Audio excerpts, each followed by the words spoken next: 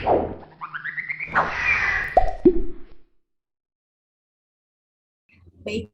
mungkin kita bisa sapa dulu nih ke materi kita kali ini. Assalamualaikum Kak Faras, apakah sudah ada di room Zoom? Waalaikumsalam. Assalamualaikum semuanya. Suaraku jelas? Waalaikumsalam. Jelas sekali Oh, Kak, ya Allah. Apa kabar hari ini Kak? Alhamdulillah baik, sehat. Semoga semuanya juga lagi sehat ya. Alhamdulillah ya. Dan tanpa berlama-lama mungkin Kak Faras bisa mulai untuk menyampaikan materi, waktu dan tempat kami persilahkan. Oke, terima kasih banyak. Teman-teman panitia boleh bantu di share screen ya. Oke, hari ini luar biasa nih, pagi-pagi hari Minggu ada 57 orang yang semangat untuk ikut belajar bareng-bareng. Tolong di full screen ya.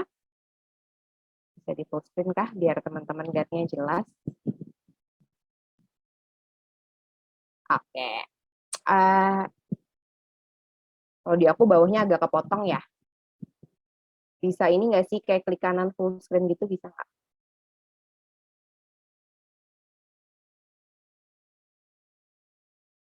Ya aku nggak share screen sendiri soalnya laptopku lagi suka tiba-tiba mati jadi takut. Oke, nanti tolong dibantu aja ya kalau ada yang area yang nggak kelihatan di kebawahin gitu kalau memang nggak bisa full screen. Oke, hari ini kita akan bahas seputar kesehatan mental dan kira-kira karena judulnya Faith and Mental Health, gimana caranya mungkin menyeimbangkan gitu ya. Mungkin teman-teman udah sering baca soal kesehatan mental dari segi dari psikolog atau dari ustadz-ustadz gitu ya. Mungkin ada hal-hal yang kok kayaknya kontradiktif, kita bisa bahas hari ini. Kita boleh lanjut. Tadi sudah diperkenalkan, nama saya Faras, saya psikolog klinis anak dan remaja, mendirikan Arsanara Development Partner juga bersama teman-teman saya psikolog muslim dari Universitas Indonesia.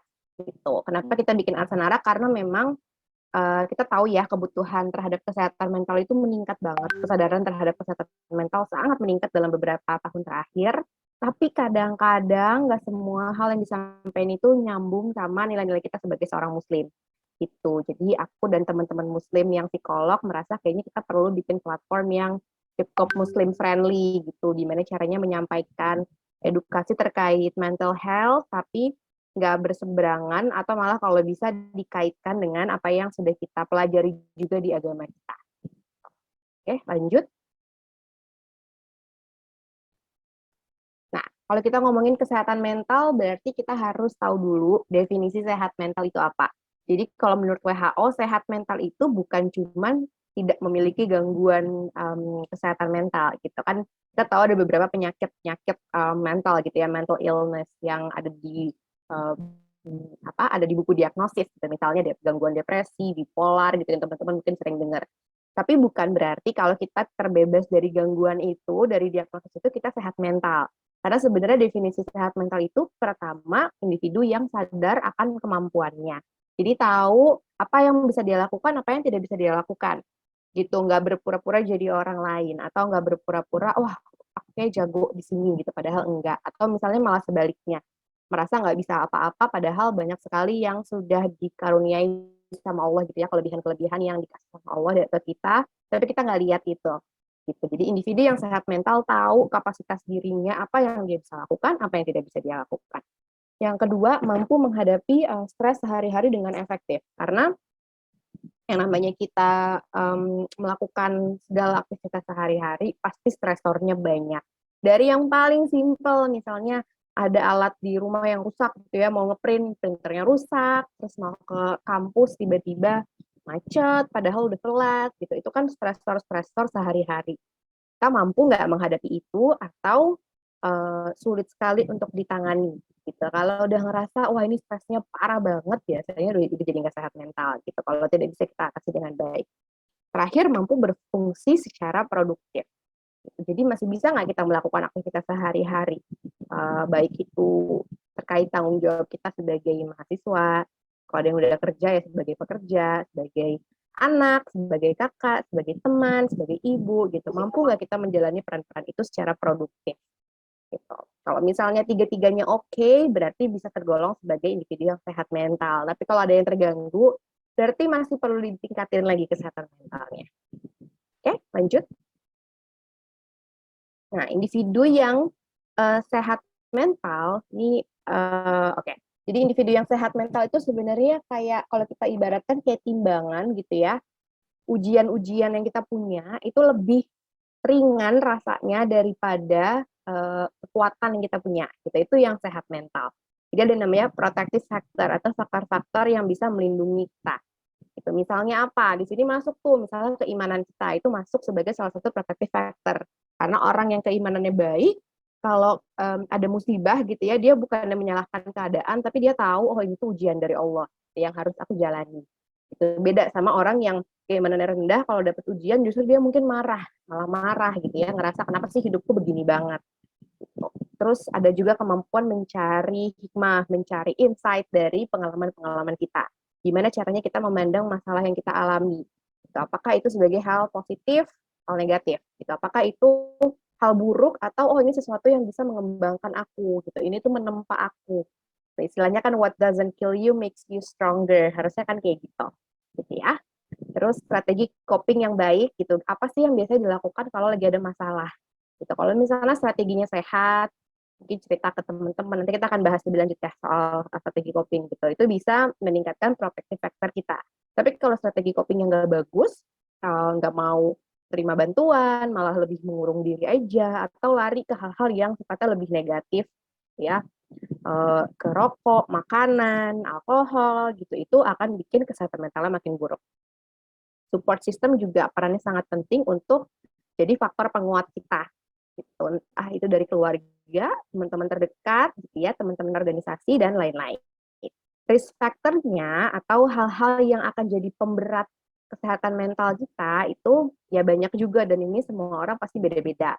Pertama, ujian hidup. Gitu. Meskipun semua orang punya ujian, kita harus nggak bisa menafikan gitu ya bahwa ujian hidup seseorang memang beda-beda. Ada yang dikaruniai Allah misalnya keluarga yang hangat gitu ya, uh, otak yang cerdas, jadi kayaknya menjalani tantangan-tantangan di perkuliahan itu rasanya biasa aja. Tapi ada juga teman-teman yang tidak seberuntung itu, mungkin keluarganya kurang sehat, komunikasinya, ada masalah di rumah gitu ya, ada masalah finansial dan lain-lain. Intinya ujian hidup yang lebih banyak tentu akan bikin kemungkinan stres lebih tinggi. Gitu. Terus faktor biologis, ini sesuatu yang memang dikasih sama Allah gitu ke kita. Gitu. Contohnya apa? Kerentanan terhadap kecemasan. Ada orang-orang yang memang lebih pencemas, gitu ya, dan ini berhubungan sama kepribadian. Gitu. Kalau ada ujian dia lebih ngerasa cemas. Ada juga orang yang lebih santai gitu. Biarin aja lah ujian. Gitu ya. Itu sesuatu yang beda-beda pada setiap orang. Gitu. Jadi banyak banget faktor yang menyebabkan orang itu sehat mental atau enggak. Lanjut. Sekarang aku mau share mitos dan fakta terkait kesehatan mental dan keimanan. Jadi teman-teman boleh sambil chat kalau misalnya ada mitos-mitos lain yang pernah didengar dan mau dibahas, di chat aja boleh ya. Yang pertama, orang yang tidak sehat mental itu adalah orang yang tidak beriman. Orang-orang yang soleh pasti nggak mungkin punya masalah kesehatan mental. Faktanya tidak begitu. Tadi kita udah bahas, ada banyak sekali faktor yang bikin orang itu punya masalah kesehatan mental. Betul bahwa keimanan bisa jadi salah satu perisai gitu ya, salah satu hal yang melindungi kita, tapi belum tentu. Kalau misalnya memang ada kerentanan secara biologis atau masalah hidupnya yang memang berat banget, ya wajar. Itu di beberapa kajian psikologi Islam juga ada contoh. Kita tahu kan Rasulullah ada tahun kesedihan gitu ya. Di tahun itu Rasulullah omnya meninggal gitu ya. Terus ngerasa sendirian, orang tuanya juga udah nggak ada gitu. Itu Rasulullah bersedih gitu beberapa bulan sampai disebut sebagai tahun kesedihan. Nah, itu kita nggak bisa bilang itu gangguan mental atau tidak, tapi intinya adalah Rasulullah aja bisa merasakan kesedihan yang berlarut-larut gitu ya. Berarti kita yang manusia biasa yang dosanya masih banyak ya udah pasti bisa juga ngerasain itu adalah bagian dari fitrah kita sebagai manusia ya. Terus yang kedua, sering juga banget nih saya dengar ke psikolog itu menyebarkan aib gitu. Biasanya misalnya keluarganya nggak mau support karena merasa kalau ke psikolog berarti kamu akan membuka aib keluarga dong gitu, akan ceritain dong. Atau misalnya kalau punya masalah sama pasangan gitu ya, ada istri-istri yang misalnya merasa suaminya cukup zolim sama mereka, tapi nggak mau ke psikolog karena ngerasa nanti aku nyebarin aib suami dong, kan nggak boleh. gitu. Tapi sebenarnya ada perbedaan antara menyebarkan aib dan mencari solusi. Gitu. Kalau nyebarin aib itu kan berarti ya udah diceritain aja gitu supaya dapat perhatian dari orang lain, supaya orang lain simpati sama kita gitu ya. Itu menyebarkan aib. Tapi kalau misalnya konsultasi sama psikolog sebenarnya itu tujuannya untuk mengatasi masalah. Ya, jadi bukan buat gosip, bukan buat nyebarin aib, bukan buat fitnah, tapi untuk upaya kita mengatasi masalah. Gitu. Itu adalah hal yang berbeda. Terus yang sering juga didengar ke psikolog itu artinya nggak percaya sama Allah gitu, nggak kalau aduh internet connection tuh nggak stabil. Masih kedengeran kah? Masih kok, Kak. Oke. Oke, kalau nanti aku putus-putus gitu tolong dikasih tahu ya, nanti aku bisa coba ganti koneksi. Oke, Baik, Kak. sebenarnya ke psikolog itu adalah salah satu bentuk ikhtiar kita. Sama aja kayak kalau kita sakit gigi, ke dokter gigi atau cuma berdoa doang? Kan ke dokter gigi juga. Gitu. Jadi ke psikolog itu ya salah satu bentuk ikhtiar, tapi tetap doanya, ngajinya gitu itu ya tetap ada. Tapi bukan berarti kita nggak percaya sama kuasa Allah kalau kita memutuskan untuk cari bantuan mental health gitu, bantuan profesional. Terus mitos yang juga sering didengar, gangguan mental itu karena ada pengaruh jin. Ini juga saya sering banget dengar. Jadi intervensinya itu ya rukyah gitu ya, atau banyak-banyak ibadah. Ini kayaknya ada yang gangguin nih, jadi dirukyah gitu. Sebenarnya kalau saya sih ngelihatnya ya lakuin aja dua-duanya. Kalau misalnya keluarga merasa aku kayaknya perlu dirukyah, nggak apa-apa, tapi konseling juga. Jadi kita selesaikan secara medis maupun secara spiritual, itu oke. Tapi jangan cuma berpaku pada salah satu solusi, salah satu perspektif aja, karena belum tentu, gitu ya, belum tentu itu disebabkan oleh gangguan jin misalnya. Bisa jadi memang ada masalah-masalah biologis yang terjadi, ada penyakitnya juga. Gitu. Jadi kalau bisa dilakuin bersama-sama ya kenapa enggak. Terus terakhir, penyakit mental itu bukan penyakit beneran, itu cuma penyakit yang nggak penting gitu ya. Padahal kalau menurut WHO, there is no health without mental health. Nggak ada orang yang sehat kalau misalnya kesehatan mentalnya nggak sehat. Itu berarti dia lagi nggak sehat. Kenapa? Karena tadi kita bahas sebelumnya, kesehatan mental itu berhubungan dengan produktivitas, gitu ya. Secara fisik sehat, tapi kalau lagi terlalu stres, terlalu sedih, nggak akan bisa produktif di kantor, di kampus, gitu. Jadi harus beriringan dua-duanya. Oke, lanjut. Oke. Terus karena pesertanya semuanya muslimah, kita perlu tahu bahwa ada beberapa fakta terkait kesehatan mental perempuan. Yang pertama, kalau menurut WHO, perempuan itu lebih rentan mengalami depresi dan gangguan kecemasan. Gitu. Ini berkaitan sama sama faktor biologis kita memang. Ya, kita secara hormon kan memang berbeda sama laki-laki. Terus kalau misalnya nanti udah jadi ibu, rentan mengalami baby blues dan postpartum depression setelah melahirkan. Ini rate-nya tinggi banget loh, banyak sekali. Saya juga sering banget menangani klien-klien yang baru jadi ibu, belum siap secara mental, kurang support dari pasangan atau dari orang tua, dari lingkungan sekitar, akhirnya mengalami baby blues atau yang lebih parah, postpartum depression. Dan ini rate-nya lumayan tinggi. Jadi memang perempuan lebih rentan terhadap gangguan kesehatan mental karena kita kan hidupnya fasenya berubah-berubah. Hormonnya juga lebih naik turun gitu ya. Kalau nanti teman-teman hamil itu hormonnya berubah banget. Ngelahirin juga berubah lagi gitu, dan tubuhnya juga berubah, ekspektasinya juga berubah. Kalau laki-laki menjadi seorang ayah betul ada perubahan juga pasti dalam hidupnya, tapi tentu saja tidak bisa dipungkiri nggak sebesar perempuan. Jadi perempuan lebih rentan. Terus tapi perempuan punya faktor protektif juga yang lebih tinggi, yaitu lingkungan sosial dan secara umum lebih aware dengan kesehatan. Jadi perempuan biasanya kalau temenan itu kan lebih dalam ya, benar-benar lebih sering curhat-curhatan gitu. Itu adalah hal baik yang bisa membantu kesehatan mental kita. Terus karena tren masalah kesehatan mental itu meningkat, jadinya ini sebenarnya kayak dua mata pedang gitu. Yang pertama, orang-orang jadi lebih aware terhadap kesehatan mentalnya, jadi tahu, jadi lebih memperhatikan gitu ya, nggak nyimpen masalah aja, tapi jadi lebih menantang karena orang-orang juga jadi lebih cemas gitu. Jadi yang sering aku temuin itu ada orang yang cemas dengan hidupnya, lalu lebih cemas karena tahu, wah ini aku lagi cemas nih, harusnya kan nggak boleh cemas. Jadi makin-makin cemas ya karena dia udah tahu. terus makin googling gitu ya, makin baca-baca, oh jangan-jangan aku ini, terus self diagnosis gitu. Itu akan jauh lebih bahaya jadinya. Jadi harus hati-hati nih, kita udah tahu lebih banyak, kita tetap harus bijak gitu menilai tentang kesehatan mental kita sendiri. Oke, lanjut lagi. Nah ya, kenapa beda kerentanannya sama laki-laki? Pertama, perbedaan biologis tadi ya, buktinya setiap bulan kan kita menstruasi dan sebelumnya biasanya ada mood swings kan ya, kalau deket-deket mau mens tuh biasanya jadi lebih sering marah gitu, meskipun seharusnya tidak ekstrim. Cuman biasanya berasa gitu bedanya. Terus perempuan itu secara sosial dari kecil dilatih untuk menjadi carer gitu. Kita apa ya, secara tidak langsung di expect untuk mementingkan kebutuhan orang lain dulu. Kita kalau di rumah dari kecil mungkin kita dapat tanggung jawab yang berbeda dari adik-adik atau kakak-kakak kita yang laki-laki. Misalnya disuruh bangun lebih pagi karena kita anak perempuan, harus bantu-bantu di rumah mungkin lebih banyak porsinya daripada adik atau kakak yang laki-laki. Gitu. Itu membuat kita jadi terlatih untuk mementingkan kebutuhan orang lain dulu gitu. Apalagi kalau sudah jadi ibu, seringnya ada ekspektasi yang tidak wajar. Seakan-akan kita harus bisa ngelakuin semuanya sendiri. Gitu. Harus bisa ngurusin anak, ngurusin suami, mendidik anak, ya ngajarin anak ngaji, masak, nyuci, ngepel, tapi juga harus bisa punya duit gitu ibu-ibu zaman sekarang. Jadi kesannya kita harus bisa melakukan itu semua. Padahal itu adalah ekspektasi yang tidak wajar.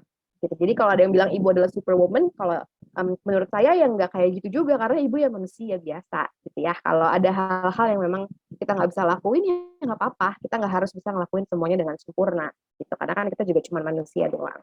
Terus ada konflik batin nanti kalau yang udah nikah mau kerja atau enggak gitu, itu juga hal-hal yang mempengaruhi banget kesehatan mental seorang wanita gitu. Kalau laki-laki kan kayaknya nggak ada konflik ini ya, aku kerja nggak ya punya anak ya nggak gitu gitu. Laki-laki kewajibannya memang bekerja. Terus sebagai perempuan ada tuntutan dari banyak sisi, itu akan bikin kita jadi lebih stres. Gitu. Terus karena perempuan posisinya seringkali juga dinilai lebih rendah dari laki-laki, lebih rentan mengalami kekerasan fisik, verbal, dan seksual yang mungkin pernah terjadi, pernah dialami dulu waktu kecil atau waktu remaja, dan sampai sekarang mungkin masih ada bekasnya. Oke, lanjut. Oke, terus kita harus ngapain untuk jaga kesehatan mental? Oke, nggak apa-apa, dilanjutin aja. Nah, pertama, kita harus bisa mengatur prioritas hidup. Gitu. Karena tadi kan kita punya tuntutan yang tidak wajar, kayaknya kita harus sempurna di semua aspek. Jadi yang paling penting adalah kita harus tahu prioritas hidup apa. Gitu. Terutama nanti kalau sudah berkeluarga. Tapi buat yang belum berkeluarga, ini bisa dilatih dari sekarang. Gitu ya. Jadi harus tahu sebenarnya yang aku cari apa yang penting buat aku. Nanti kalau aku jadi ibu, apa yang mau aku ajarin ke anak-anakku? Aku mau jadi ibu dan istri yang kayak gimana? Gitu. Dan itu kita turunin nilai-nilai itu ke dalam aktivitas kita sehari-hari. Gitu. Kalau buat kita itu nggak penting, nggak berhubungan sama hidup, sama tujuan hidup kita, ya berarti nggak usah kita kerjain. Meskipun semua orang melakukan itu, tapi menurut kita ya nggak ada pengaruhnya sih buat hidupku, ya berarti nggak usah. Gitu. Jadi gimana caranya kita memilih gitu ya dari 24 jam yang kita punya, mana yang bermanfaat dan mana yang nggak bermanfaat. Kalau misalnya diajak teman untuk pergi ke suatu tempat dan kita nggak bermanfaat, ya kita harus bisa bilang tidak. Gitu, nggak iya aja, tapi ujungnya kita jadi lebih stres karena jadi numpuk pekerjaan gitu misalnya, karena waktunya tidak dikelola dengan baik. Lanjut. Oke, ini juga perlu dicek. Kalau teman-teman ada yang ngerasa kesehatan mentalnya lagi nggak terlalu bagus, coba dicek deh. Dalam satu hari itu, apa aja sih aktivitas yang dilakuin? Dari pagi sampai tidur. Terus dari semua aktivitas itu, apa aja yang bikin kayaknya baterainya tuh habis gitu. Aku paling ngerasa mentally drain istilahnya gitu ya, baterainya tuh habis kalau lagi ngerjain apa aja. Terus sebaliknya, baterai aku merasa ke-charge kalau aku lagi ngerjain apa aja dalam satu hari. Nah, itu harus ada. Kalau teman-teman ngerasa nggak ada sih, nah berarti harus selipin aktivitas-aktivitas yang bisa bikin energi kita tuh bertambah dalam satu hari. Gitu. Terus aktivitas apa aja yang bikin kita merasa bermanfaat dan bermakna. Nah, ini juga penting banget dan harus diselipin setiap hari. Karena kita eh, apa ya, kalau kita bermanfaat buat orang lain itu akan bikin kita lebih happy juga. Kita ngerasa, lagi ini berhubungan sama krisis eksistensialismenya manusia gitu. Kita diciptain buat apa? Kalau kita ngerasa hidup kita nggak bermanfaat gitu ya, kayaknya cuma nyantai-nyantai doang, nggak ada gunanya. Nah itu jelek banget dampaknya buat mental health. Jadi harus dipastikan setiap hari ada manfaat yang bisa kita kasih juga ke orang lain. Gitu. Manfaatnya buat orang lain, tapi buat diri kita sendiri juga banyak. Terus aktivitas apa aja yang sebenarnya menguras energi kita, tapi masih bisa kita delegasikan ke orang lain. Gitu. Misalnya disuruh kerjain apa gitu ya setiap hari, sebenarnya itu masih bisa didelegasiin sih ke bawahan, misalnya kalau di organisasi atau ke orang lain yang kita bayar jasanya gitu, bisa jadi seperti itu. Jadi jangan buang-buang waktu kita. Kalau kita ngerasa aktivitas itu bikin capek banget dan sebenarnya masih bisa kita delegasikan ke orang lain, ya delegate. Gitu, kita nggak harus ngerjain semuanya sendiri. Lanjut. Kalau misalnya kesehatan mental orang lain yang lagi buruk, adalah teman kita gitu ya, curhat bahwa dia lagi nggak oke lah mental health-nya, yang bisa kita lakukan apa? Pertama, jadi pendengar yang berempati dan tidak menghakimi. Jadi kita dengerin dulu cerita dia, dan kita tidak berusaha mengasih label-label gitu. Misalnya ya lo sih males gitu ya, lo sih apa lagi jarang sholat sih jadinya sedih gitu ya. Itu hal-hal yang sifatnya judgmental. Meskipun mungkin dia jadi lebih sedih karena dia lagi jauh sama Allah gitu ya, misalnya secara faktual, tapi kalau kita ngomong kayak gitu, teman kita pun nggak akan jadi beribadah dengan rajin juga gitu. Dia malah jadi akan lebih sebel sama kita pasti. Gitu. Jadi mengajarkan hal yang positif ke orang lain tuh harus hati-hati banget. Jangan sampai dia malah ngerasa digurui dan jadinya nggak mau respect lagi malah sama kita ataupun sama agama kita. Jadi jangan nyalah-nyalahin, dengerin dulu aja, berempati dulu aja. Kalau nanti moodnya udah mulai baik, baru kita ingetin. Itu buat deketin diri lagi sama Allah. Ya. Terus kita juga bisa kasih bantuan konkret atau kita tanya apa yang bisa kita lakukan.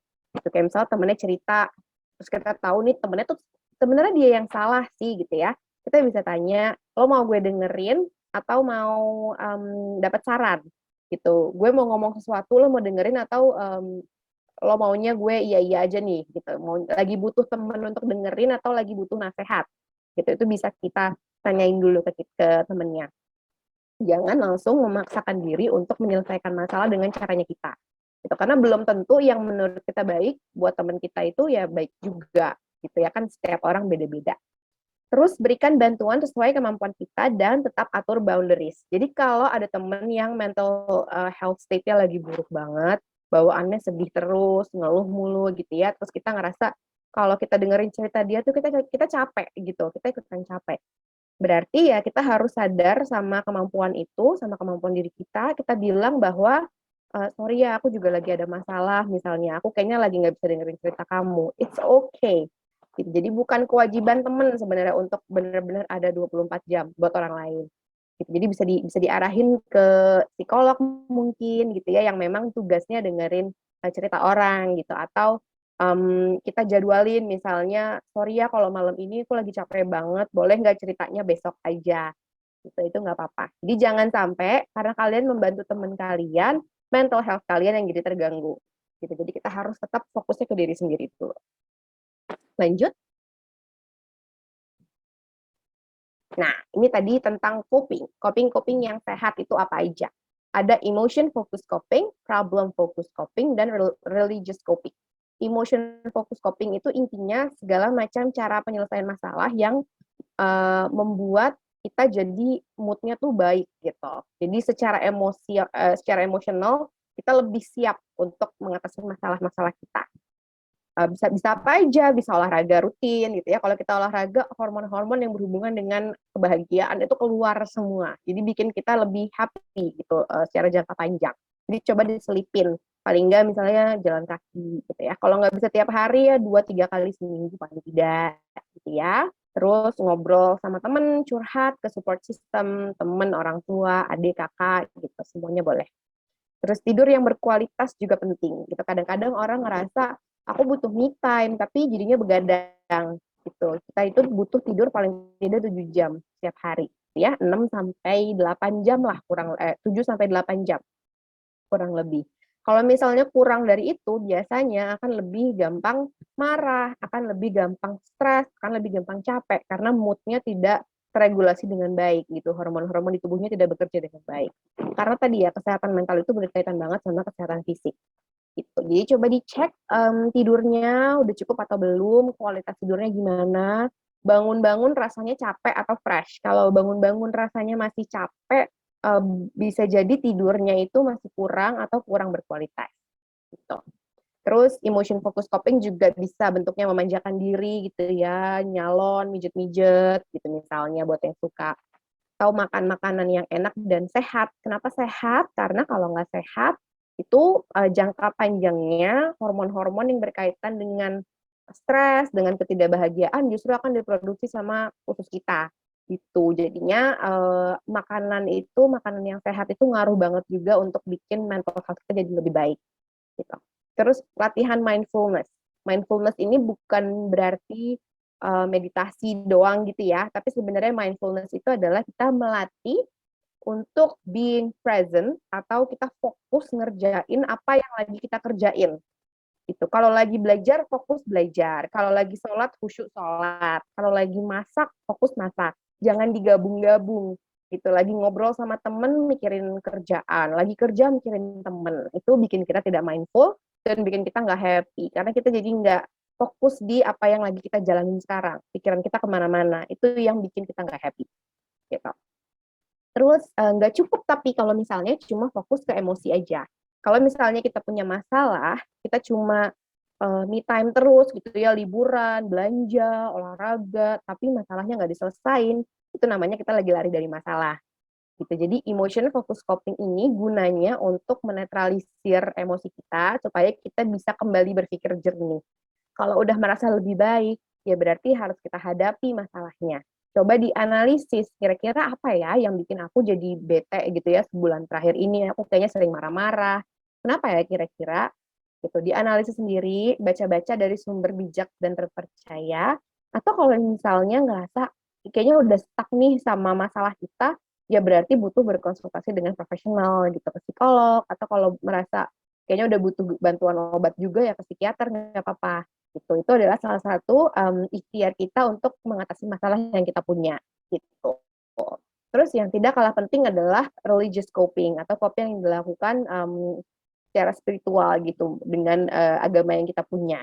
Gitu. Berdoa sama Allah, curhat malam-malam gitu ya, beribadah rutin, terus menjaga keikhlasan. Jadi kalau lagi misalnya kan kita sering banget punya masalah itu karena merasa tidak diapresiasi sama orang lain gitu ya, terus kita jadi kesel gitu. Nah itu kan berarti kita belum ikhlas karena harusnya kita mengerjakan sesuatu itu ya supaya niatnya ya buat Allah doang. Gitu. Jadi kalau misalnya manusia tidak mengapresiasi itu, seharusnya kita nggak pusing karena belum tentu Allah nggak apresiasi juga. Gitu kan. Malah Allah kan selalu menghargai proses kita.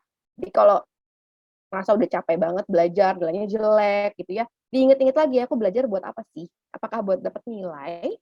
Gitu, itu diinget-inget. Terus jangan lupa bersyukur juga gitu ya, diingat-ingat hal-hal baik juga yang terjadi dalam hidup kita. Kalau kita punya masalah, seringnya jadi ingat yang jelek-jeleknya mulu. Gitu. Kita lupa bahwa yang bagus-bagus dalam hidup kita pun ada banyak banget. Itu yang perlu kita ingat-ingat juga. Oke, lanjut.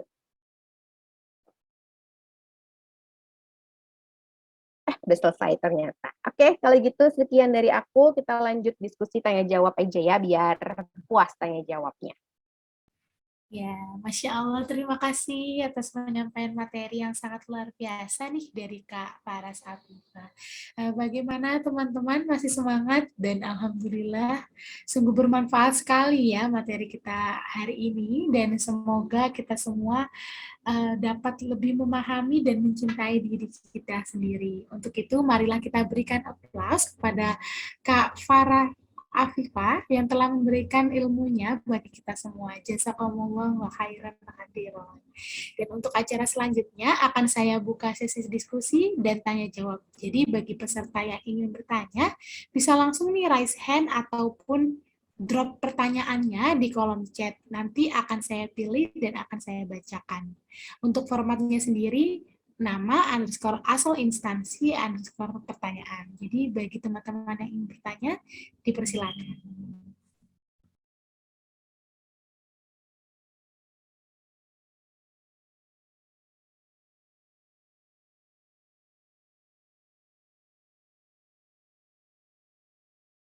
Baik, ini udah ada satu pertanyaan nih Kak, mungkin bisa dimulai ya Kak sesi diskusinya.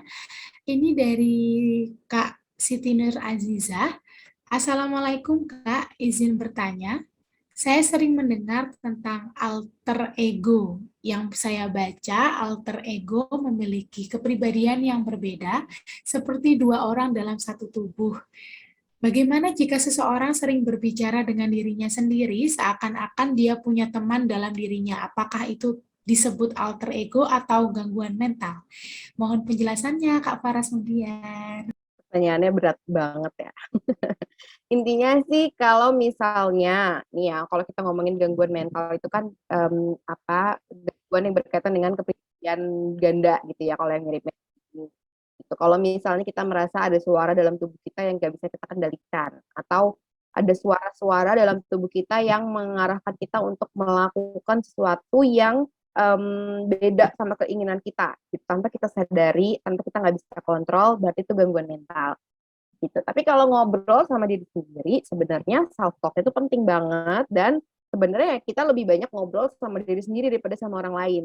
Gitu. Kepala kita kan jalan terus harian gitu ya, banyak pikiran-pikiran yang adanya di kepala kita. Itu sebenarnya wajar banget. Tuh, dan kalau kita lagi stres, itu nggak apa-apa banget ngobrol sama diri sendiri untuk salah satu cara buat menenangkan diri. Gitu. Karena kita kan sering ngerasa pengen ditenangin sama orang lain gitu ya, pengen dikasih pep talk istilahnya, pengen dikasih motivasi sama orang lain. Tapi kita suka lupa bahwa kitanya sendiri aja belum motivasiin diri kita. Gitu. Jadi kita bisa kok ngomong sama diri sendiri gitu. Dan lebih bagus pakai kata orang ketiga, gitu, sudut pandang orang ketiga. Jadi kayak aku misalnya bukan ngomong ayo aku harus bisa gitu, nggak kayak gitu, tapi malah ayo Ayas, aku seringnya dipanggil Ayas. Ayo Ayas, kamu belajar sedikit lagi pasti bisa. Gitu. Ayo Ayas, satu bab lagi, habis itu boleh tidur gitu. Itu akan lebih works ternyata kalau dari risetnya, karena kita ngerasa kayak ada yang kita.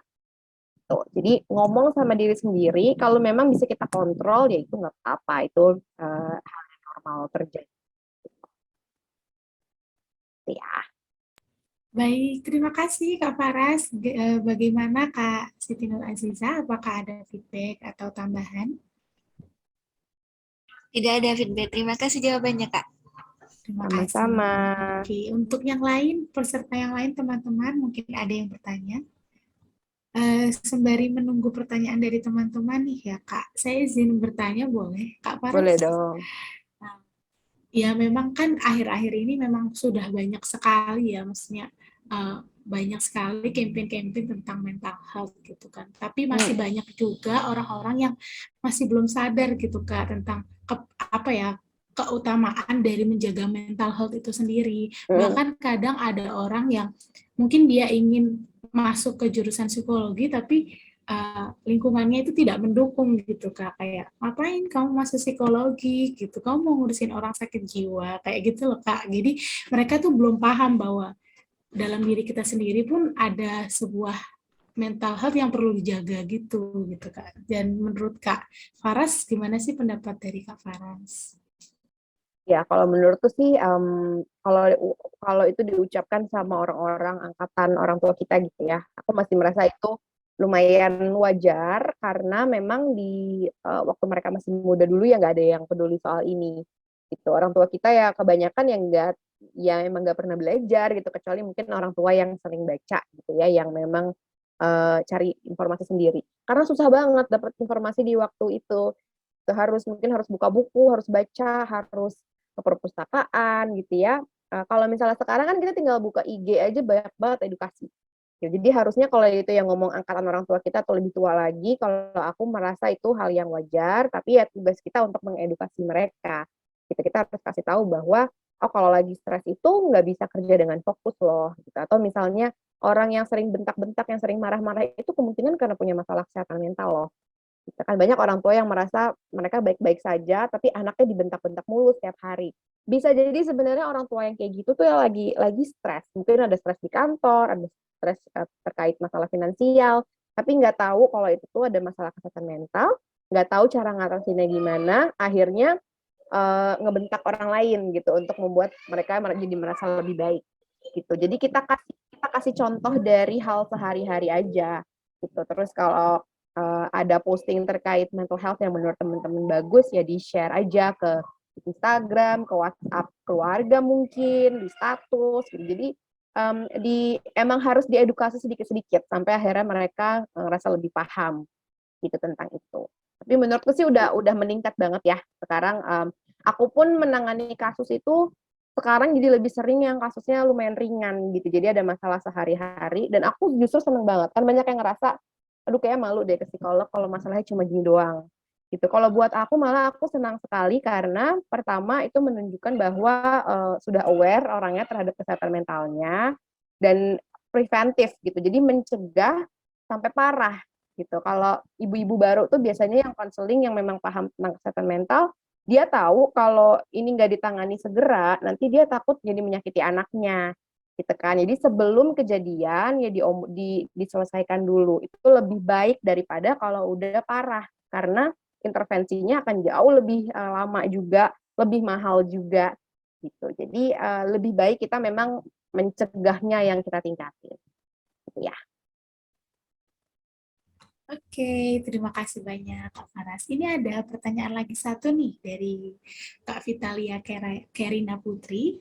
Assalamualaikum Kak, izin bertanya bagaimana tips and trick agar tidak mudah insecure dengan pencapaian orang lain, tidak meragukan kemampuan diri sendiri dan lebih self love gitu. Terima kasih Kak Vita, mungkin bisa langsung dijawab dari Kak Faras. Oke. Yang pertamanya mungkin adalah coba tulis kelebihan-kelebihan yang kita punya apa. Gitu. Coba deh, ini latihan yang menurutku semua orang perlu lakukan gitu ya, ditulis kelebihan dan kekurangan. Misalnya 5 kelebihan, 5 kekurangan. Gitu. Terus coba direfleksikan kira-kira susahan yang mana ya? Apakah susah banget ya cari kelebihanku atau enggak? Kalau misalnya susah, berarti memang ada hal yang perlu dibenerin. Itu berarti kita masih nggak percaya diri dengan apa yang udah Allah kasih ke kita. Gitu. Kita bisa tanya ke orang-orang terdekat, menurut mereka kelebihan kita apa? Gitu. Ini sebenarnya terkait sama budaya juga ya. Kita sering dibilang nggak boleh sombong gitu. Jadinya kita malah jadinya ngelihat diri kita tuh jelek karena takut sombong gitu, harus rendah diri gitu. Padahal itu adalah dua hal yang berbeda kalau menurutku. Kita sendiri harus tahu kelebihan kita apa, tapi ya bukan berarti kita tampilkan dengan sombong. Gitu. Jadi latihan untuk cari kelebihan diri kita dan mengakui itu. Kalau ditanya kelebihannya apa, misalnya lagi interview kerja nih, pasti ditanya kelebihan kamu apa. Nggak usah bilangnya nggak usah, ini menurut saya ya Pak, mohon maaf kalau saya salah gitu. Nggak usah kayak gitu, yakin aja bilang kelebihan saya ini gitu. Dan nggak apa-apa karena Allah menciptakan manusia dengan kelebihan dan kekurangan. Kalau kita nggak bisa nemuin kelebihan kita apa, berarti kita seuzon sama Allah gitu. Berarti kita merasa Allah itu nggak baik gitu ya karena nyiptain kita tanpa kelebihan. Jadi nggak mungkin banget, pasti ada kelebihan-kelebihan yang kita punya. Terus supaya nggak insecure juga, seleksi apa yang kita lihat, apa yang kita dengar. Kalau misalnya dengan buka Instagram, kita jadi ngerasa nggak bersyukur gitu ya. Misalnya lagi happy nih, terus lihat IG, lihat post temen-temen, post selebgram, kok malah jadi banyak ngeluh, jadi ngerasa hidup itu nggak menyenangkan. Nah, berarti harus difilter konten-konten Instagram yang kita follow gitu misalnya. Ya, aku kasih contoh IG karena ini contoh klasik kayaknya semua orang merasa banyak bermasalah dengan dirinya tuh karena ngelihat postingan orang lain.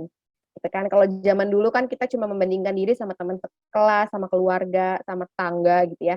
Kalau zaman sekarang kita bisa ngebandingin keluarga kita sama keluarga kerajaan Inggris gitu misalnya yang beda banget.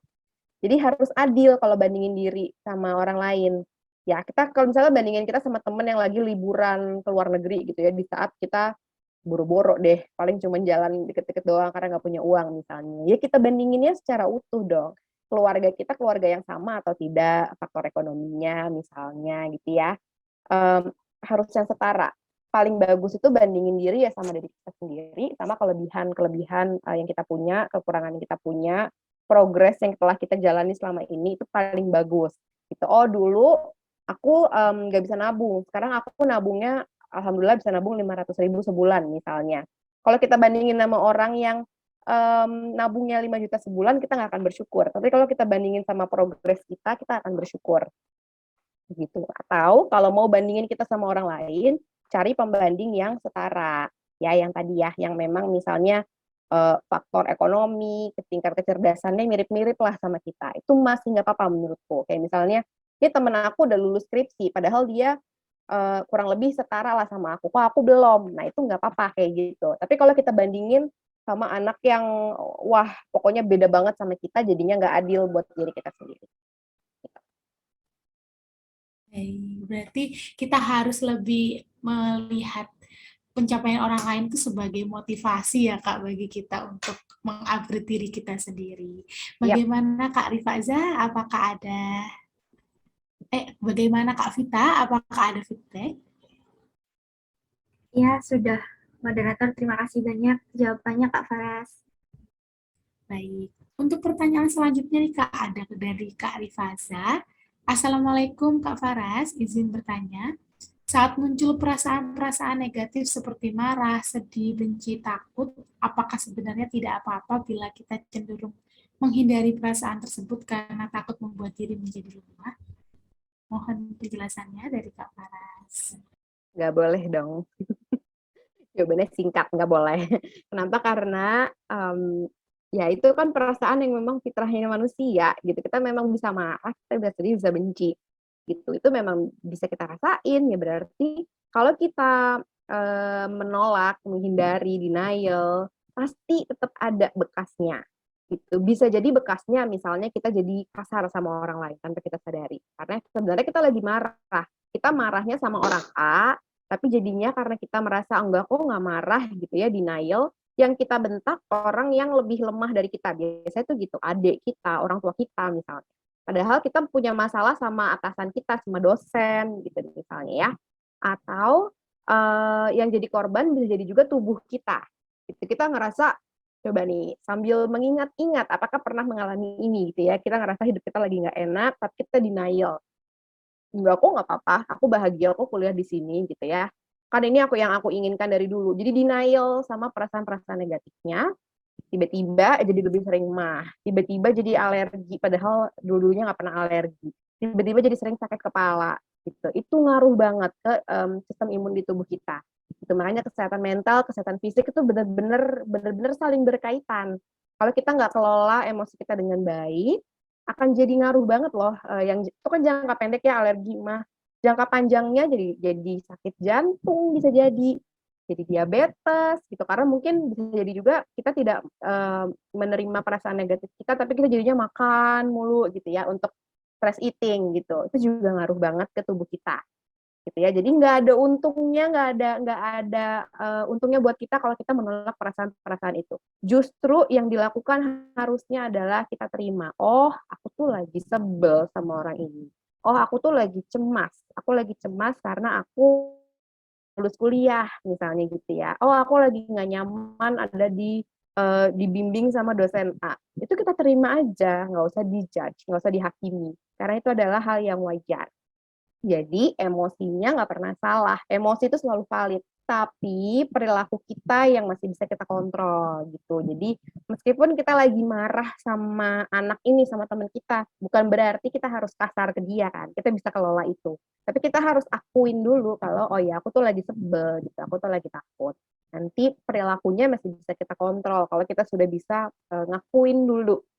Ya, jadi jangan biasain mendem-mendem perasaan, itu pasti ada efek negatifnya tanpa kita sadari. Baik, terima kasih Kak Faras. Apakah dari Kak Rifaza ada tambahan atau mungkin ingin bertanya kembali? Ada feedback mungkin? Sepertinya cukup ya. Kita lanjut Kak ke pertanyaan selanjutnya. Ini sepertinya Kak Kismatul Afroh ini seorang tenaga pengajar. Jadi beliau bertanya bagaimana cara kita mengetahui orang tersebut sedang mengalami gangguan mental, terutama bagi Oke, seorang tenaga pengajar gitu kan. Mohon oke. penjelasannya Kak Paras. Sejujurnya jawabannya adalah kita nggak tahu. Gitu. Karena gangguan mental itu kan secara fisik nggak kelihatan ya. Ada yang kelihatan, ada yang bisa, kalau udah parah mungkin bisa kelihatan. Misalnya ada anak yang, ini aku nggak tahu ya usianya berapa, tetapi in general biasanya tuh jadi susah fokus. Gitu. Biasanya anak ini fokus-fokus aja di kelas, kok jadi sering melamun gitu ya, kok jadi sering ke kalau ditanya jadi nggak tahu jawabannya apa, padahal anaknya cerdas gitu. Itu bisa jadi salah satu tanda gitu. Atau pokoknya ada yang beda lah dari perilaku dia. Tapi sering banget juga nggak kelihatan karena banyak orang yang sudah terbiasa pakai topeng itu nunjukinnya baik-baik aja. Apalagi di lingkungan sekolah. Sekolah itu kan bukan ini ya. Kalau di rumah biasa lebih kelihatan. Tapi di sekolah itu kan atau di kampus kita biasanya memang menjadi orang lain gitu. Ya memang pakai topeng. Manusia itu memang punya persona, memang punya topeng gitu. Jadi suka nyembunyiin masalah-masalah yang dimiliki gitu. Jadi mungkin nggak akan kelihatan banget secara gamblang, wah ini anak yang ini kayaknya lagi punya masalah kesehatan mental gitu. Tapi ya intinya yang cari yang biasanya lebih kelihatan tadi, jadi lebih tidak produktif, jadi lebih tidak bersemangat, jadi lebih gampang ke distract, atau mungkin kita ngelihat emosi dia jadi lebih naik turun, disenggol dikit doang langsung bentak gitu misalnya ya, langsung tersinggung, bisa jadi lagi ada masalah. Tapi nggak yakin 100% kalau kita memang belum tanya, itu belum dengar ceritanya itu ya hipotesis aja sifatnya. Gitu. Siap, terima kasih banyak Kak Paras. Dari Kak Gusmatul Afroh, apakah ada feedback? Tidak, Kak. Terima kasih atas jawabannya. Ya, sama-sama. Kita lanjut ke pertanyaan selanjutnya ya Kak Paras. Dari Kak Gusti Betty Septiana. Assalamualaikum Kak Paras, saya Gusti ingin bertanya, bagaimana caranya menghindarkan diri dari perilaku lari dari masalah berkedok self-love? Lalu bagaimana caranya agar mudah beradaptasi dengan lingkungan baru supaya mudah berbaur dan tidak merasa asing dengan orang sekitar? Terima kasih, mohon penjelasannya Kak Paras. Oke, untuk tidak lari dari masalah, langkah pertamanya ya mengakui dulu kalau kita punya masalah. Jadi tadi biasakan untuk uh, menerima emosi-emosi negatif yang lagi kita punya. Itu karena kalau kita nggak ngomong ke diri kita sendiri, ya berarti kita nggak nerima itu, gitu ya. Jadi terima dulu kalau kita lagi tidak baik-baik saja. Gitu. Bisa dengan kita omongin ke orang lain atau bisa juga tuh lebih enak journaling gitu. Kita tulis aja di kayak lagi nulis diary kayak zaman dulu masih kecil gitu ya. Ditulis aja aku hari ini lagi kenapa gitu. Itu salah satu proses supaya kita bisa menerima perasaan-perasaan negatif kita dulu. Gitu. Terus kita akuin kita punya masalah dan kita coba cari potensi masalahnya apa. Cuma memang manusia itu kalau lagi sangat emosional, lagi marah banget, lagi sedih banget, lagi cemas banget, area otak yang berfungsi untuk berpikir dengan logis, ini ada di depan kita namanya prefrontal cortex, itu nggak bisa berfungsi, ke hijack sama area otak yang mengatur emosi tadi gitu. Makanya kalau misalnya lagi sebel banget, boleh nenangin diri dulu, misalnya mau liburan dulu gitu ya, mau belanja dulu, mau jalan-jalan, mau makan enak dulu gitu. Tapi setelah itu kalau udah lebih happy perasaannya ya dipikirin masalahnya gitu ya. Jangan sampai berlarut-larut gitu. Kalau misalnya nggak bisa dianalisis sendiri ya berarti memang butuh temen ngobrol. Entah itu sama temen yang mungkin menurut kita lebih bijak, sama orang tua, atau ya ke psikolog gitu. Psikolog itu kalau buat teman-teman mahasiswa mungkin butuh layanan yang affordable di kampus-kampus yang ada jurusan psikologinya biasanya suka ada tuh mahasiswa S2 yang lagi praktek di situ itu biasanya jauh lebih murah atau di beberapa puskesmas juga ada gitu ya atau layanan-layanan online yang murah pun sekarang udah mulai banyak terutama yang mungkin chat based gitu bisa dicoba kalau teman-teman ngerasa punya masalah yang stuck gitu ya udah cari hiburan berkali-kali tapi masalahnya tetap ada kan berarti belum ketemukan akar masalahnya apa.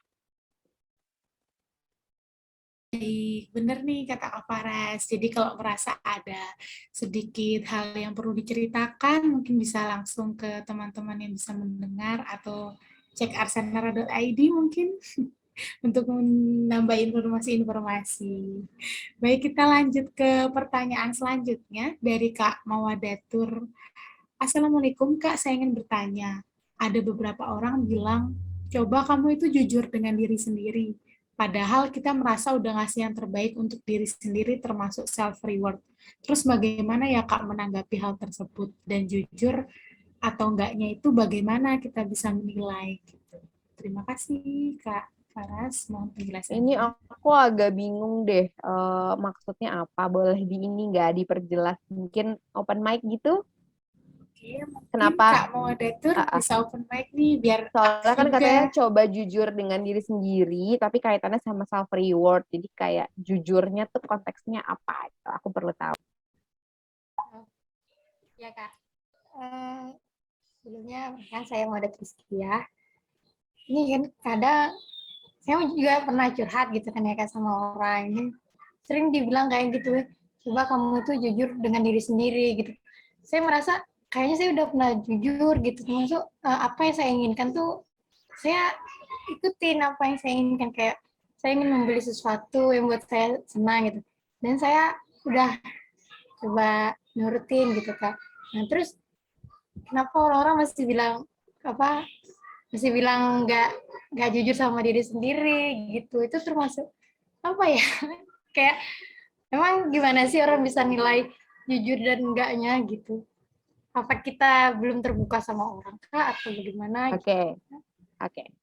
Sebenarnya kalau kayak gitu, yang perlu ditanya itu ya ke temennya yang ngomong ya, jujur dalam hal apa sih gitu. Emang apa yang aku belum jujur? Karena bisa jadi kan aku nggak tahu ceritanya ya. Bisa jadi ada hal-hal yang perasaan-perasaan kita yang kita nggak sebutin gitu. Misalnya kita marah, kita nggak suka, atau malah kita suka sama seorang gitu misalnya, tapi kita bilang kita nggak suka gitu. Jadi mungkin teman-teman curhat kita itu tahu kalau oh kayaknya nggak sinkron nih antara yang kita omongin sama yang sebenarnya kita rasakan.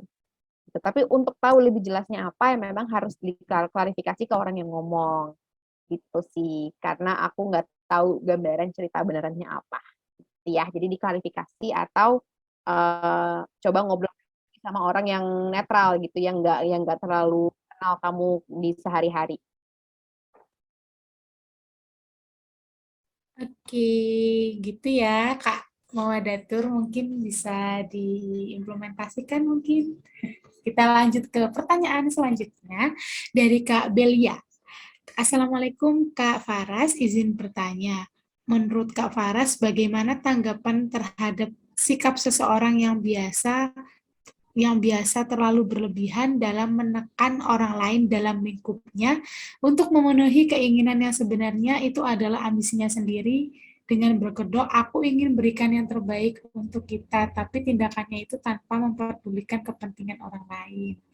Jadi apa yang diperintahkan harus dilakukan dengan sempurna, dan jika melenceng akan dimarahi. Apakah sebenarnya orang dengan sifat seperti itu memiliki mental yang kenyataannya kurang sehat? Bagaimana menurut Kak Faras dengan peristiwa seperti itu? Mau penjelasannya? Oke. Jawabannya bisa jadi. Ini biasanya kayak gini kayaknya mengarah ke orang yang lebih dewasa dari kita ya, biasanya ya orang tua, kakak, om, tante gitu. Jadi ngerasa mereka kok kayaknya ngatur-ngatur banget hidup kita. Itu bisa jadi kalau ngontrolnya berlebihan itu sebenarnya keinginan mereka yang belum tercapai, bisa jadi banget gitu. Mungkin dulu orang tua pengen kuliah tapi nggak kesampaian, jadinya anaknya dipaksa untuk melakukan itu. Gitu. Ada beberapa orang tua yang memang lupa kalau anak itu adalah individu yang berbeda dari dia gitu, ngerasa anak itu kan ya anak aku bisa aku atur-atur, tapi kan kita punya otak, emosi, hati yang berbeda sama orang tua gitu ya. Jadi kadang-kadang lupa orang tua kita, atau ini aku asumsikan orang tua tapi mungkin bisa jadi bukan tapi seringnya orang tua kan yang kayak gini gitu. Jadi kita berempati dulu coba sama mereka, kira-kira mereka lagi ada masalah apa ya, atau mereka dulu gimana ya hidupnya gitu kan. Seringkali orang tua tuh misalnya gini, misalnya dulu orang tua pernah mengalami kemiskinan gitu ya ketika kecil, hidupnya nggak enak banget. Lalu akhirnya mereka berjuang sekolah yang benar sampai akhirnya bisa uh, layak lah hidupnya gitu. Ke anak-anaknya jadinya dipaksa untuk berjuang keras banget juga karena mereka takut nasib kita tuh kayak mereka dulu gitu. Banyak juga orang tua yang kayak gitu, memproyeksikan kecemasannya ke anaknya. Tuh, nah, kalau kayak gitu pertama ya kita berempati dulu. Jadi sebenarnya kalau ada orang yang nge-push kita banget, ngelarang-larang banget, itu biasanya karena takut. Jadi kita coba berempati, cari tahu mereka tuh takut apa sih? Apa sih yang mereka cemaskan? Gitu. Dan bisa kita ajak ngobrol di situ. Gitu. Misalnya kalau memang orang tua memaksa kita ngambil jurusan A karena takut kalau nggak ngambil itu kita jadi miskin gitu ya. Ya kita berarti bisa, kan kita udah tahu tuh ketakutannya adalah takut kita nggak punya uang gitu. Ini silahkan diaplikasikan ke kasus masing-masing ya. Aku kasih contoh yang umum aja. Kalau kita tahu orang tua ketakutannya kita nggak punya uang, ya kita tunjukkan ke orang tua bahwa ada banyak cara loh untuk dapat uang. Aku nggak harus jadi PNS, aku nggak harus jadi dokter loh misalnya buat jadi kaya raya gitu ya. Aku bisa ngerjain ini, lumayan loh income-nya, aku masih bisa nabung gitu ya, aku masih bisa hidup mandiri. Itu yang orang tua pengen lihat sebenarnya. Jadi kita buktikan aja, kita tenangkan bahwa tenang aja, bukan berarti kalau aku nggak ngambil jurusan itu, aku nggak bisa jadi seperti yang orang tua harapkan. Gitu. Jadi kita tetap punya boundaries buat diri kita. Itu hidup kalian itu nanti kalian yang akan jalanin. Kalau kita manut aja ya sama perintah-perintah orang tanpa mementingkan diri kita sendiri, nanti yang jadi korbannya ya kita juga. Yang akan ngejalanin profesi itu kan nanti kita, jangka panjang loh, ngejalaninnya bukan cuma setahun 2 tahun. Jadi 30 tahun kalian mengerjakan hal yang kalian nggak suka. Gitu. Jadi kalau memang kalian tahu apa yang kalian suka, kalian udah yakin dan kalian yakin itu juga profesi yang aman gitu misalnya, ya harus punya boundaries, belajar untuk menolak dengan halus. Itu. Tapi kalau misalnya orang tua nyuruh ngelakuin sesuatu, tapi juga belum tahu sih mau jadi apa gitu ya. Berarti kita harus coba dulu gitu. Jadi harus bijak memutuskan nasihat ini perlu aku dengerin atau enggak. Gitu. Itu teman-teman harus punya keterbukaan yang besar. Jadi enggak juga tiap dikasih nasihat kita ngerasa ngapain sih ngatur-ngatur gitu ya. Tapi kalau memang kita sudah yakin dengan apa yang kita mau, ya apa namanya? Kita bisa belajar menolak dengan halus gitu. Jadi langkah pertamanya adalah kita kenal sama diri kita dulu. Kalau kita udah kenal sama diri kita tahu kelebihan kekurangan kita tahu apa yang kita suka, apa yang kita nggak suka, akan gampang tuh ngadepin yang kayak gitu. Gitu dibandingkan sama kalau kita nggak tahu sebenarnya yang kita mau tuh apa. Oke? Okay? Oke, jadi kita harus approach lebih dulu nih kepada orang-orang yang seperti itu. Siapa tahu mereka juga bisa tahu maksud dari kita seperti itu. Oh ya Kak, ini ada yang raise hand nih yang mau tanya untuk Kak Arin, bisa langsung open mic memberikan pertanyaannya. Ya, Assalamualaikum warahmatullahi wabarakatuh. Gini Kak, saya izin bertanya ya.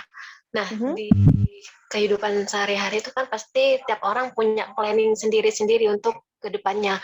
Misal, setelah kuliah ini pasti ada planning tersendiri untuk, oh saya ingin jadi ini. Kemudian setelah ini saya akan menjadi ini, seperti itu Kak. Nah, di situ kan seperti ada kayak tekanan tersendiri ya Kak untuk kita sendiri gitu. Apa yang kita lakukan itu kayak yang, oh iya aku punya planning kayak gini nih, tapi kenapa gue kok punya planning seperti ini. Tapi kayak yang apa jalanin hidup kita kayak yang diatur oleh pikiran kita sendiri gitu Kak. Nah, untuk hal seperti itu seperti apa ya Kak? Aku simpulin dulu pertanyaannya, maksudnya kita udah punya rencana tapi nggak bisa terlaksana gitu bukan? Iya Kak, dan juga kayak apa yang kita lakukan tuh kayak yang diatur oleh pikiran kita sendiri gitu, itu juga Kak. Oke. Kalau terkait pikiran, kita harus belajar mengelola pikiran-pikiran kita dan kenalin mana pikiran yang rasional dan mana yang tidak rasional. Nah, untuk ini sebenarnya ini butuh salah satu ini ya hal yang dibahas saat konseling dengan psikolog. Tapi kalau mau dilakukan sendiri, paling tidak latihan nulis. Buat teman-teman yang ngerasa sering overthinking, banyak pikiran-pikiran gitu ya, coba deh latihan nulis jurnal, tulisin apa yang kalian pikirin aja dulu gitu. Nanti kalian akan baca lagi di saat lebih tenang dan kalau dibaca tuh akan ngerasa gitu. Ini kayak yang ini ngaco sih, yang ini harusnya nggak kayak gini. Gitu. Jadi belajar memfilter pikiran-pikiran kita sendiri. Gitu ya. Terus tadi kalau bikin rencana, kita harus ingat bahwa Allah itu adalah sebaik-baiknya pembuat rencana, kan? Jadi manusia boleh berencana, malah harus punya rencana, tapi kita juga harus terbuka dengan rencana-rencana lain. Gitu. Kalau rencana kita gagal, bukan berarti kita akan menderita, bukan berarti kita nggak akan bahagia. Enggak, gitu ya. Kalau rencana kita gagal, berarti ada rencana yang menurut Allah lebih baik buat kita.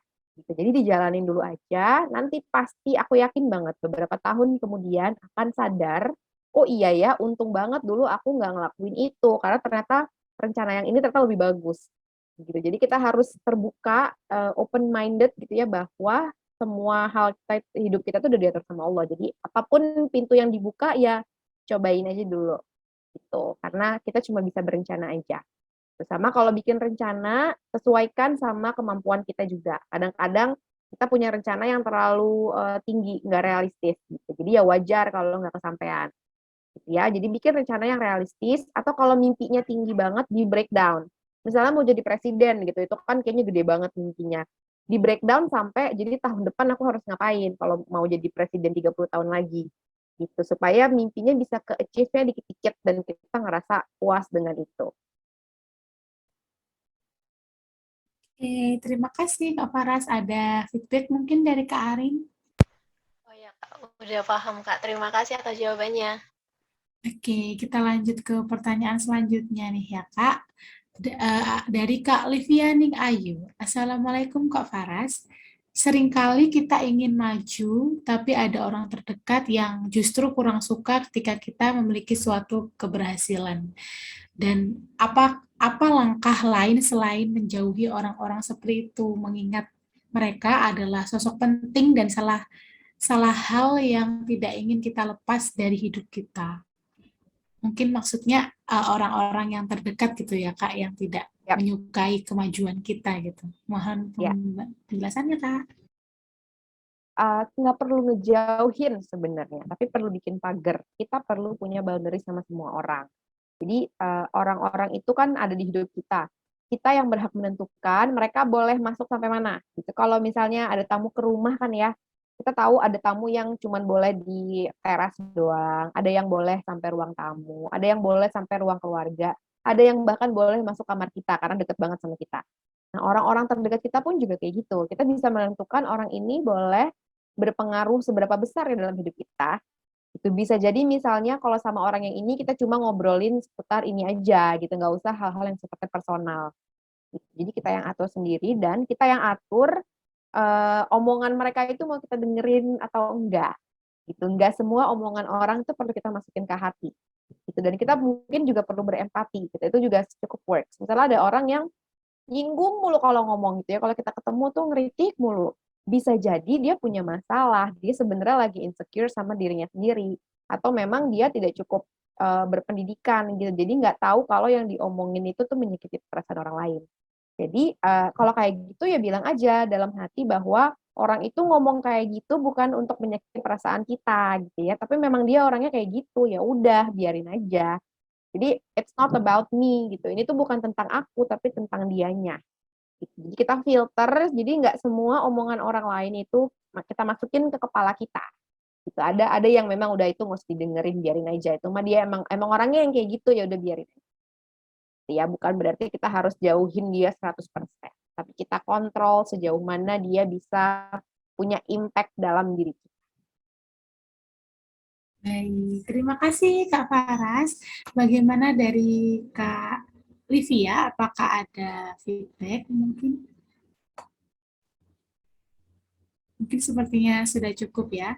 Oke, kita lanjut ke dua pertanyaan terakhir nih Kak, karena waktu juga terbatas. Untuk yang pertama itu dari Kak Yusi. Assalamualaikum Kak, izin bertanya. Apabila ada teman yang curhat ke kita, lebih baik kita merespon dengan panjang lebar atau cukup menjadi pendengar yang baik? Karena kadang ragu untuk menanggapi panjang lebar dan malah dirasa toxic positivity bagi dia. Mohon penjelasannya Kak Paras. Oke, terus sebenarnya udah aku singgung di paparan ya. Yang benar adalah kita tanya, kamu pengennya, lo pengen gue ngomong panjang lebar atau cuma dengerin aja? Gitu, karena beda-beda. Ada orang yang senengnya tuh curhat doang gitu, yang penting temennya dengerin. Ada orang yang memang butuh solusi. Kalau temannya cuma pengen curhat panjang lebar doang dan memang dia ceritanya panjang gitu, nggak yang nanya-nanya ke kita, bener-bener curhat aja. Kita dengerin aja terus kita refleksikan. Misalnya iya aku tuh lagi sebel gini gini gini gini gini gini, gini panjang. Sudah kita refleksiin. Oh, jadi lagi sebel sama dia.